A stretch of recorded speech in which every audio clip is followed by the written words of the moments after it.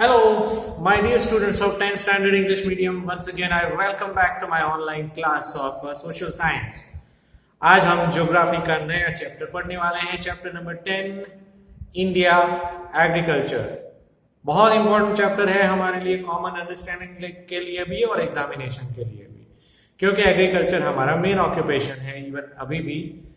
ठीक है, बहुत बड़ा पॉपुलेशन हमारा ऐसा है जो एग्रीकल्चर के ऊपर आज भी डिपेंड करता है। ये सारी कॉमन बातें हैं जो आप ऑलरेडी जानते हो, but over here in this chapter we are going to understand some of the kind of technical and the deep information related to this chapter. So let's start reading this chapter, lesson number 10, agriculture, which starts on page number 76 of the textbook. So keep your textbook in your hand, ठीक है, और हाथ में आप pencil भी रखिए। Okay, page number 76. Once again, the name of the chapter is India Agriculture. Since ancient times, agriculture has remained a prime economic activity of most of the people in India. अगर India की बात किया जाए तो पुराने जमाने से लेकर आज तक एग्रीकल्चर हमारा मेन एक्टिविटी रहा है।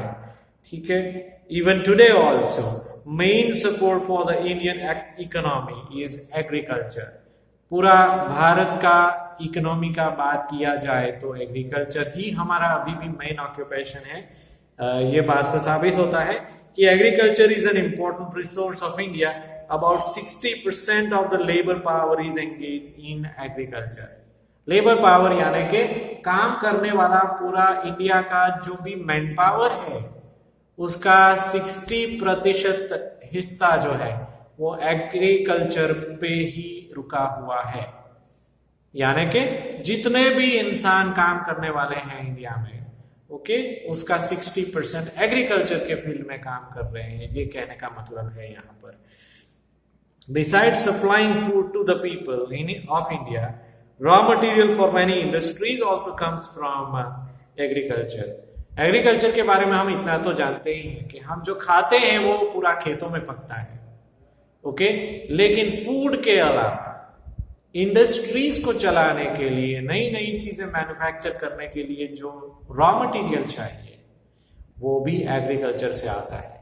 लेट्स से फॉर एग्जांपल जो कपड़े होते हैं तो उसका रॉ मटेरियल है, कॉटन है for example.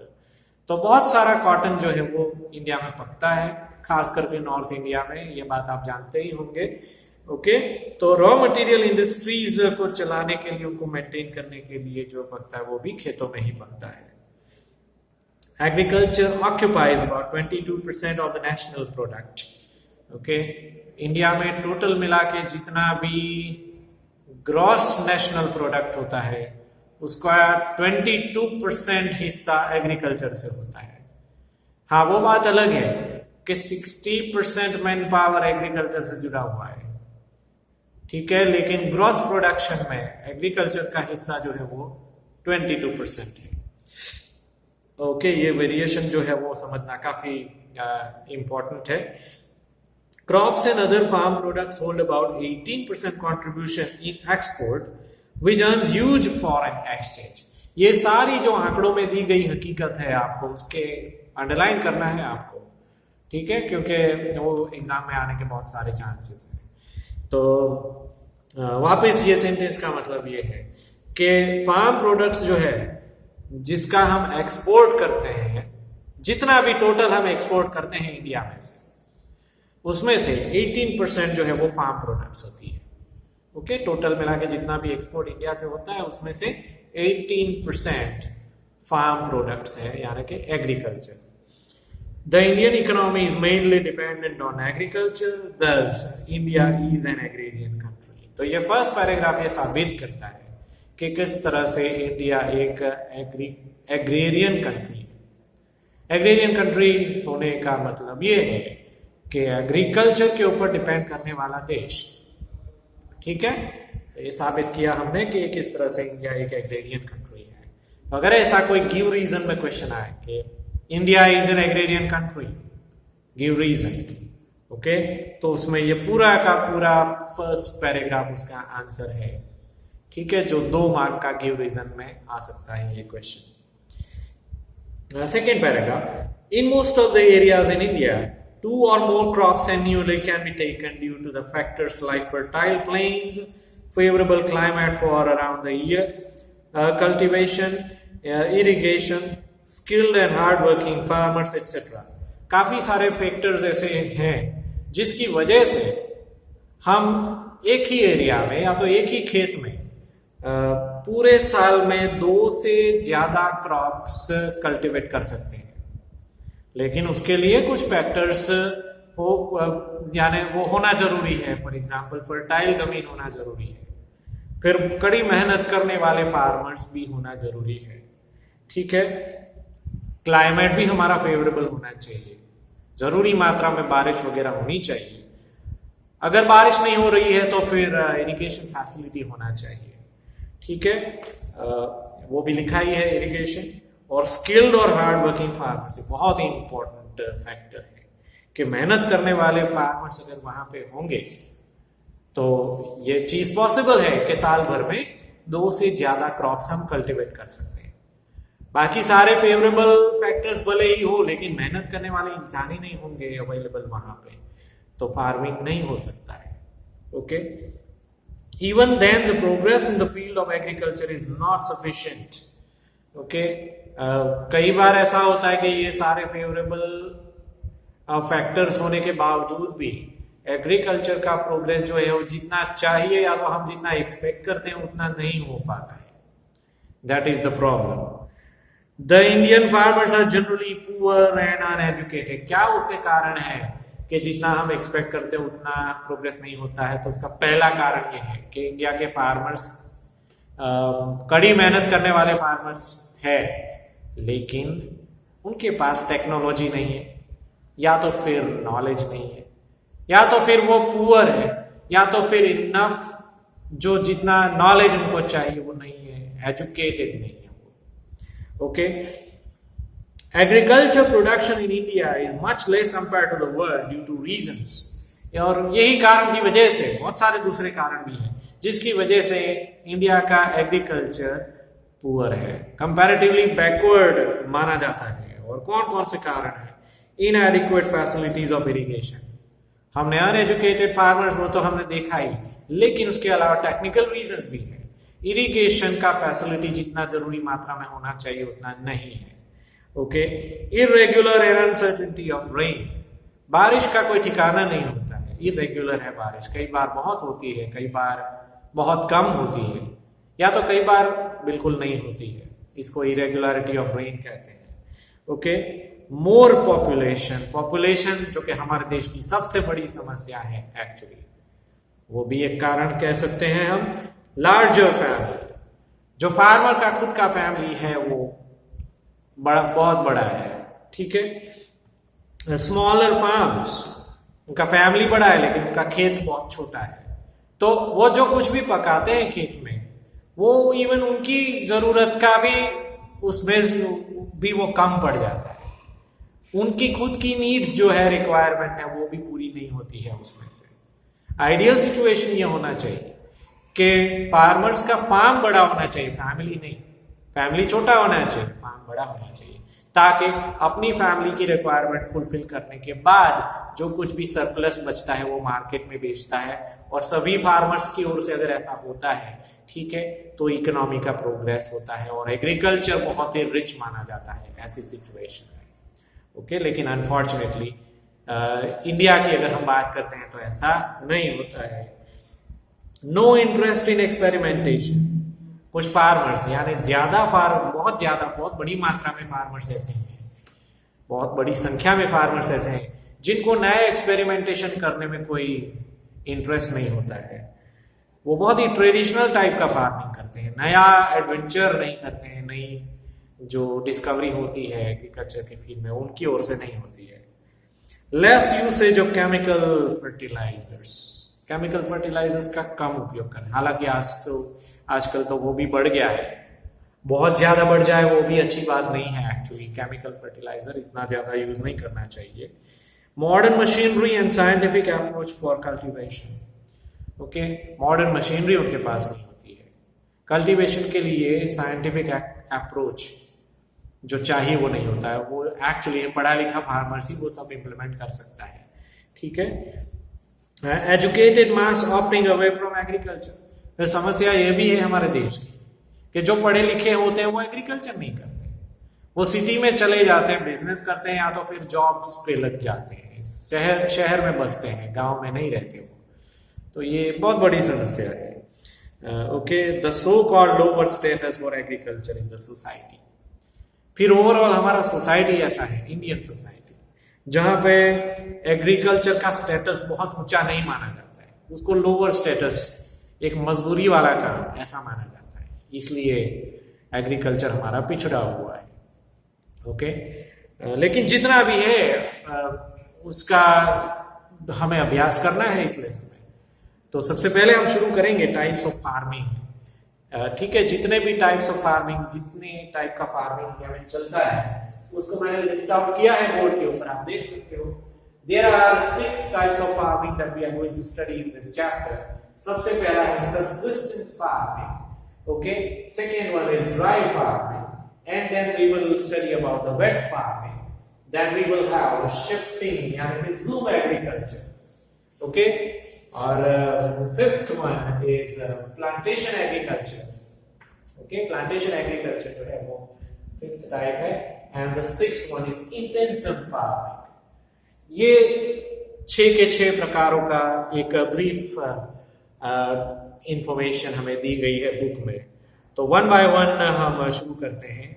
The socio economic condition of people of India, administrative policy and entire Indian economy are associated with agriculture. India की हर एक चीज यानी कि सोशियो इकोनॉमिक पॉलिसी गवर्नमेंट के द्वारा जारी की जाती है, वो एग्रीकल्चर के साथ जुड़ी हुई है, ठीक है।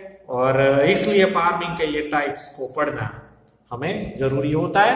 तो आइए पढ़ते हैं सबसे पहला type, subsistence farming. After independence many agricultural development projects are implemented, yet the economic condition of the Indian farmer is very weak even today.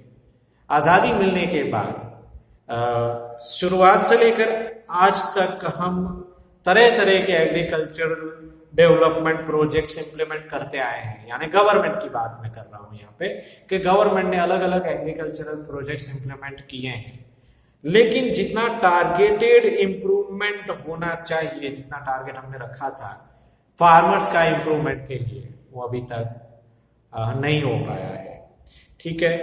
Unfortunately costly seeds, fertilizers and the use of insecticides are not affordable in smaller farm holdings. जो छोटे छोटे गांव होते हैं और जहां पे जो छोटे छोटे फार्म्स होते हैं वहां पे समस्या ये आती है कि फार्मर्स को सीड्स की जो प्राइस है वो अफोर्डेबल नहीं होती है, ठीक है। फर्टिलाइजर्स खरीदना भी वो अफोर्ड नहीं कर पाते हैं, और इंसेक्टिसाइड्स जो कि वो भी महंगे होते हैं, वो भी फार्मर्स जो है वो अफोर्ड नहीं कर पाते हैं उनकी कीमतें, ठीक है। और इसीलिए the farm production is just sufficient for his family. जैसा मैंने आपको आगे बताया उसी तरह से फार्म्स उनके छोटे होते हैं, प्लस इतनी ज्यादा फैसिलिटी उनके पास नहीं है, इसलिए सिर्फ उनकी फैमिली की जरूरत पूरी हो सके उतना ही प्रोडक्शन होता है, उससे ज्यादा कोई प्रोडक्शन नहीं होता है, ओके।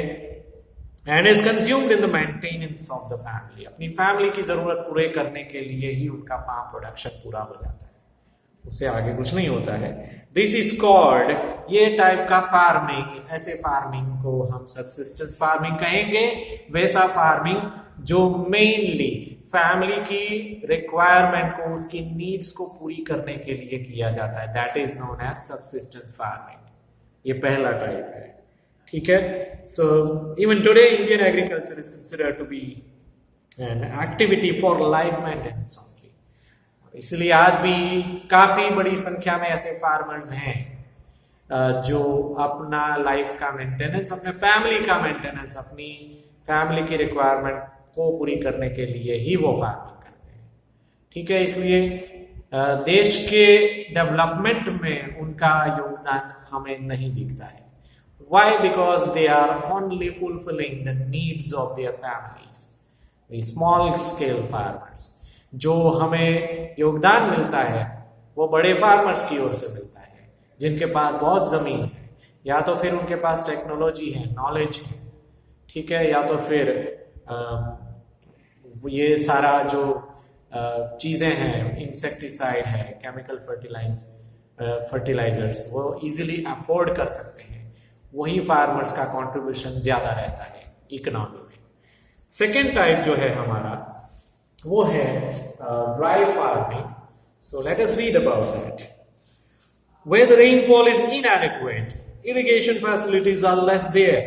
अब ये नाम से ही बहुत ही क्लियर है कि जहां पे बारिश कम होती है या तो ना के बराबर होती है, वहां पे एग्रीकल्चर एक्टिविटी जो है वो कम होती है। Farming is dependent only on rain. हम बहुत अच्छी तरह से ये चीज जानते हैं कि फार्मिंग जो है जनरली रेन के ऊपर डिपेंड करता है। Only one crop is taken through the humidity accumulated with in the land. खास करके ऐसे एरिया जहां पे बारिश कम है, वहां पे पूरे साल भर में, और वो भी बहुत मुश्किल से, सिर्फ एक ही क्रॉप लिया जा सकता है। ठीक है, अगर फर्टाइल जमीन है, बारिश ज्यादा होती है, इरिगेशन फैसिलिटी ज्यादा है, तो वहां पे साल भर में 2, 3 या 4 या तो मे भी उससे भी ज्यादा क्रॉप्स हम कल्टीवेट कर सकते हैं। लेकिन ड्राई फार्मिंग एक ऐसा टाइप है जहां पे पानी कम होने की वजह से, बारिश कम होने की वजह से सिर्फ एक ही क्रॉप लिया जा सकता है। This is known as dry farming. और ऐसे ड्राई फार्मिंग वाले एरिया में crops like jowar, millet, pulses which require less water are grown there. Okay, जहां पे कम पानी की जरूरत पड़ती है वैसे क्रॉप्स वहां पे उगते हैं ड्राई फार्मिंग वाले एरिया में। एग्जांपल्स यहाँ पे दिए गए हैं, ज्वार, मिलेट और पल्सेस, क्योंकि उनको पानी की जरूरत कम होती है। गुजरात के examples, in Gujarat wheat and gram are grown in humid soils after the monsoon is over. Okay, monsoon खत्म हो जाने के बाद, और खास करके जहां पे बहुत बारिश हो चुकी है वैसे एरिया में, मानसून सीजन खत्म हो जाने के बाद, यानी कि विंटर सीजन में गुजरात के काफी एरिया में ज्वार और ग्राम यानी कि चने कहते हैं उसको, वो उगाया जाता है। ओके, तो ये हो गया ड्राई फार्मिंग के बारे में। अब तीसरा है उसका ऑपोजिट, वेट फार्मिंग। ओके, जो कि ड्राई फार्मिंग का ऑपोजिट है, that is the third type. तो उसको हम पढ़ते हैं अब। Wet farming is carried out in the regions of heavy rain and adequate facilities of irrigation. अब नाम से ही ये क्लियर है कि जहां पे बहुत ज्यादा बारिश होती है या तो फिर जहां पे इरिगेशन फैसिलिटी अवेलेबल होती है, वहां पे वेट फार्मिंग किया जाता है। वेट फार्मिंग में वो सारे क्रॉप्स आते हैं जिसको बहुत ज्यादा पानी की जरूरत है। ओके, यहाँ पे एग्जांपल्स भी हैं। If there is no rainfall, okay, और if it is insufficient, more than one crop is taken with the help of irrigation. ऐसा पॉसिबल है कि ऐसी जगहों पे रेनफॉल इतना ज्यादा नहीं है लेकिन इरिगेशन फैसिलिटी बहुत जोरदार है, तो ऐसी जगहों पे हम, जैसे यहाँ पे लिखा है, paddy, sugar cane, cotton, wheat and vegetables are grown. तो वापस मैं आपको याद दिला दूं कि ये ऐसी जगह के बारे में कह रहे हैं यहाँ पे टेक्स्ट बुक में कि हो सकता है कि शायद बारिश इतनी ज्यादा नहीं है लेकिन इरिगेशन फैसिलिटी जो है that is of the highest level. Example अगर मुझे अपनी ओर से देना है तो मैं दे सकता हूं कि पंजाब और हरियाणा, नॉर्थ इंडिया के 2 स्टेट ऐसे हैं जो फुल्ली एग्रीकल्चरल डिपेंडेंट स्टेट्स हैं, लेकिन वहां पे बारिश कम है। ओके, बारिश कम होने के बावजूद भी वहां पे एग्रीकल्चर होता है, बहुत अच्छी ढंग से होता है। ठीक है, और क्योंकि वहां पे इरिगेशन फैसिलिटी अच्छी है इसलिए। Okay, so this was all about wait farming. चौथा जो टाइप है दैट इज अबाउट शिफ्टिंग या तो फिर जूम एग्रीकल्चर। ओके, शिफ्टिंग या तो फिर जूम एग्रीकल्चर के बारे में अब मैं पढ़ने जा रहा हूं। Here forests are burned and clear. ये जूम एग्रीकल्चर का मीनिंग क्या है कि जहां पे जंगल, बहुत सारे पेड़ पौधे उगे हुए हैं, वो जमीन जहां पे बहुत सारे पेड़ हैं या तो फिर जंगल का एरिया है, उसको काट दिया जाता है एग्रीकल्चर के लिए। अब एक्चुअली देखा जाए तो ये कोई अच्छी बात नहीं है क्योंकि उससे सीधा पर्यावरण को नुकसान होता है। ठीक है, लेकिन अनफॉर्चुनेटली कुछ फार्मर्स ऐसे भी करते हैं। सो forests are burned and cleared and farming is carried out there. पेड़ों को काट के या तो उसको जला दिया जाता है या तो काट दिया जाता है और वहां पे फार्मिंग किया जाता है। इसी को जूम एग्रीकल्चर कहा जाता है। The farming takes place for 2 or 3 years। ऐसी जगहों पे फार्मिंग जो होती है वो भी टेम्पररी होता है, 2-3 साल तक चलता है। And when soil fertility is reduced, जब वहां पे सॉइल फर्टिलिटी खत्म हो जाती है या तो कम हो जाती है, then that area is abandoned. Farmers वो जगह को छोड़ देते हैं, फिर वो जमीन फिर बंजर हो जाती है। ठीक है, and the same method is applied to stop farming at other place. वो फार्मर कहीं और चला जाता है फिर, और वहां पे जाके पेड़ों को काटता है।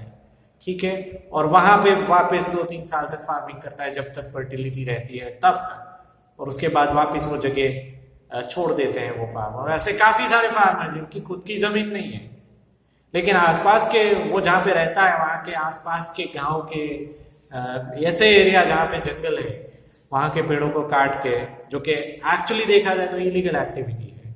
ठीक है, लेकिन क्या है कि गवर्नमेंट की निगाहें जो है हर एक एरिया में नहीं रहती है। So some of the farmers might be able to take up this opportunity to do the Zoom agriculture in such areas. तो मुफ्त में उनको जमीन मिल जाता है 2-3 सालों के लिए, वहां पे एग्रीकल्चर करते हैं अपनी फैमिली की नीड्स को पूरा करने के लिए। अगर कुछ सरप्लस बच जाता है तो उसको बेचते भी हैं, लेकिन इस तरह का जो फार्मिंग है उसको जूम एग्रीकल्चर कहा जाता है। Okay, this is called zoom cultivation. Cereals और vegetables are grown in this type of agriculture. ऐसी जगहों पे जनरली सीरियल या वेजिटेबल्स वो उगाए जाते हैं। ठीक है, the production is less in this type of agriculture. अब जाहिर सी बात है कि बहुत बड़ा एरिया जमीन का इस तरह से फार्मर्स नहीं ले सकते हैं। ठीक है, छोटा सा पैच होता है जमीन का, तो वहां पे वैसे भी वेजिटेबल और सीरियल्स उगाया जाता है, तो प्रोडक्शन जाहिर सी बात है कि लेस होता है। Okay, and the fifth type now is plantation agriculture. ये एक इंपॉर्टेंट टाइप है। The fifth one is plantation agriculture. Let us read about it. This is a special type of agriculture. एक खास प्रकार का एग्रीकल्चर है जहां पे बहुत ही महंगे टाइप के क्रॉप्स उगाए जाते हैं। यहाँ पे एग्जाम्पल दिए हैं, टी, कॉफी, कोकोआ। कोकोआ एक वो बाय प्रोडक्ट है जिससे चॉकलेट बनता है। ठीक है, अगर आपके दिमाग में ऐसा सवाल है कि ये चॉकलेट कहाँ से बनती होगी, तो उसका जो रॉ मटेरियल है वो है कोकोआ, उसमें से चॉकलेट बनता है। चॉकलेट पाउडर भी बनता है, हॉर्लिक्स, कॉम्प्लान, बॉर्नवीटा, बूस्ट वगैरह वो सब आप पीते ही होंगे, आई एम श्योर। ठीक है, तो वो कोकोआ से बनता है। फिर उसके अलावा coconut, Apple, mango, oranges, grapes, आंवला। ओके, आंवला को साइंटिफिक लैंग्वेज में मायरोबेलन कहा जाता है, ब्रैकेट में लिखा है, उसको अंडरलाइन जरूर कर देना। लेमन, खारेक यानी उसको खलेला बोलते हैं, या तो फिर ड्राई डेट जो खजूर होती है, ठीक है, उसी का नाम है ये सारी चीजें प्लांटेशन एग्रीकल्चर में आती है।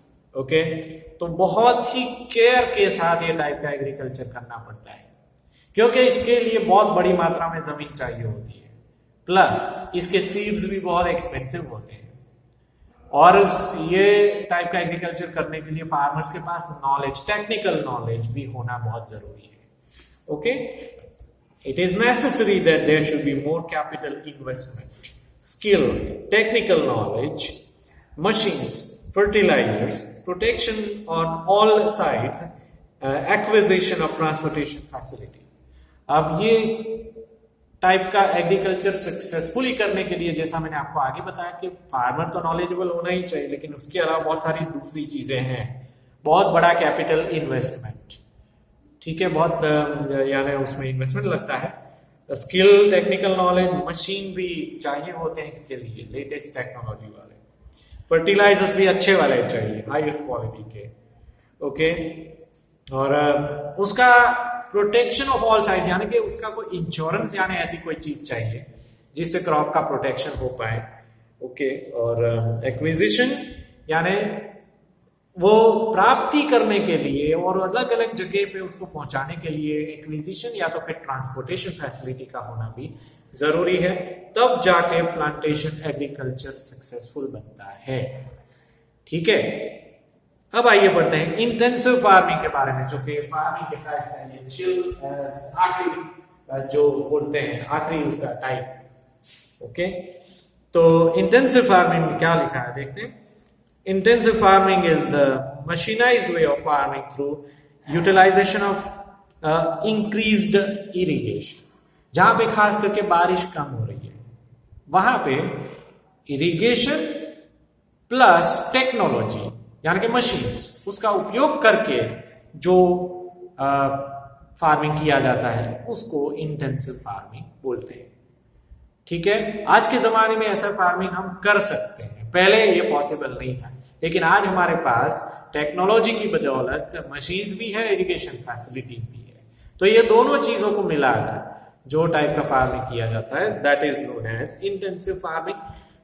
ओके, जिसमें बहुत सारी चीजें दूसरी भी है कि इरिगेशन है, मशीन्स हैं, यूज ऑफ केमिकल फर्टिलाइजर्स वो भी है, इंसेक्टिसाइड्स भी है, and there are other mechanical equipments also. Okay, तो ऐसे एरिया में cash crops grow more in this type of farming. Cash crops ऐसे क्रॉप जिसको बाजार में बेच के फार्मर्स को पैसे मिलते हैं, फाइनेंशियल रिवॉर्ड मिलता है, that those kind of crops are known as cash crops. ठीक है, the per hectare production has increased very much. Okay, पिछले कुछ सालों में एक अच्छी बात यह है कि पर हेक्टर प्रोडक्शन इंक्रीज हुआ है, बढ़ा है। ओके, जो कि एक अच्छा पॉजिटिव साइन है। And the area sown under these crops have also increased. Okay, तो पूरा नेट सोन एरिया जिसके बारे में आगे हम पढ़ेंगे कि जितना भी टोटल ऐसा जमीन का एरिया जहां पे इंटेंसिव फार्मिंग होता है वो एरिया भी पहले के मुकाबले काफी बड़ा है। As more importance is given to economic returns in this type of farming, it is also known as commercial farming. यहाँ पे टारगेट ये किया जाता है कि ऐसे फार्मिंग की बदौलत सबसे से ज्यादा जितना हो सके उतना ज्यादा फाइनेंशियल फायदा हो, इकोनॉमिक उसका एक पॉजिटिव वे में देखा जाए तो इकोनॉमिक बेनिफिट मिले, उस इरादे से इस फार्मिंग को किया जाता है। और इसीलिए इसको, क्योंकि इससे फाइनेंशियल रिवॉर्ड मिलता है, इसलिए उसको कमर्शियल फार्मिंग भी कह सकते हैं। ठीक है, अब फार्मिंग के टाइप्स तो हमने देख लिए। अब जो नेक्स्ट टॉपिक है फार्मिंग मेथड्स। ओके, तो फार्मिंग मेथड्स की जो हमें डिटेल में जो चर्चा करनी है वो इस लेक्चर में नहीं करेंगे, हम दूसरे लेक्चर में हम करेंगे। ठीक है, आराम से हमें ये चैप्टर पढ़ना है। We don't have to show any kind of jaldbazi to finish this chapter. Okay, we don't need to show any hurriedness to complete this chapter. तो अलग अलग टॉपिक्स को मैंने लेक्चर्स में बांट दिया है, तो उस हिसाब से हम पढ़ेंगे। So from farming methods onwards we are going to study in the next lecture. तब तक के लिए आज्ञा दीजिए। That is it for now. Enjoy with your family. Thank you very much. Bye bye.